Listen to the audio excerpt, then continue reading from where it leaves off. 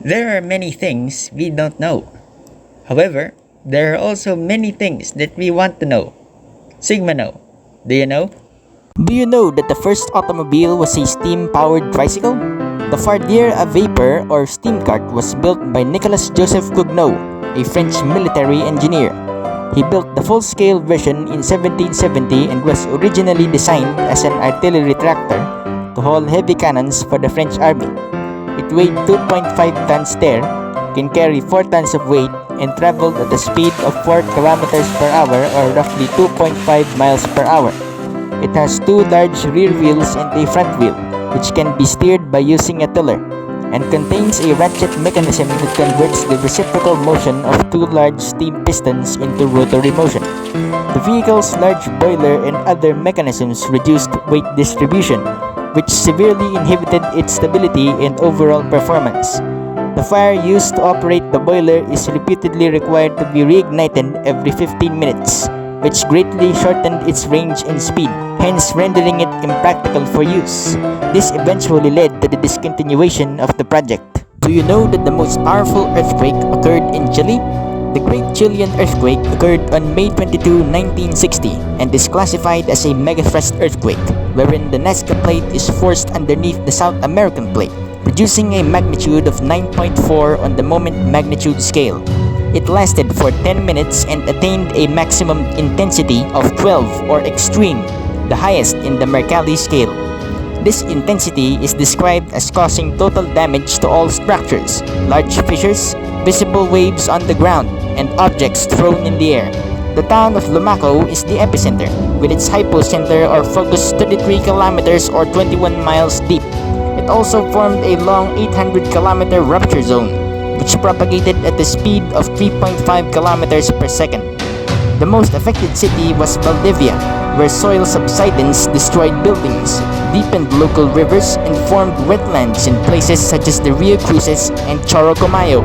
Furthermore, the electrical and water systems of Valdivia were totally destroyed, along with substantial flooding, and witnesses reported water seeping out from the soil, or soil liquefaction, which contributed to the collapse of many structures in the region.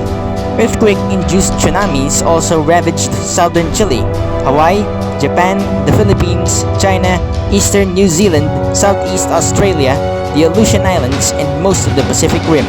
The main tsunami traveled at the speed of several hundred kilometers per hour across the Pacific Ocean and produced waves as high as 11 meters or 35 feet, approximately 10,000 kilometers from the epicenter. Do you know that Archimedes was the greatest mathematician and one of the best scientists in classical antiquity?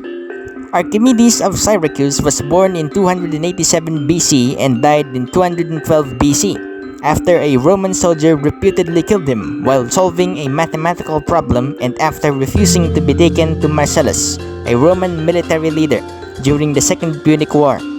He was considered the head of his time, contributing substantially in the field of mathematics, where he anticipated calculus and analysis, using the method of exhaustion and the concept of the infinitely small in order to precisely derive a wide range of integral geometric theorems, like the area of a circle, the surface area and volume of a sphere, area of an ellipse, the area under a parabola, the volume of a segment of a paraboloid of revolution, the volume of a segment of a hyperboloid of revolution, and the area of a spiral.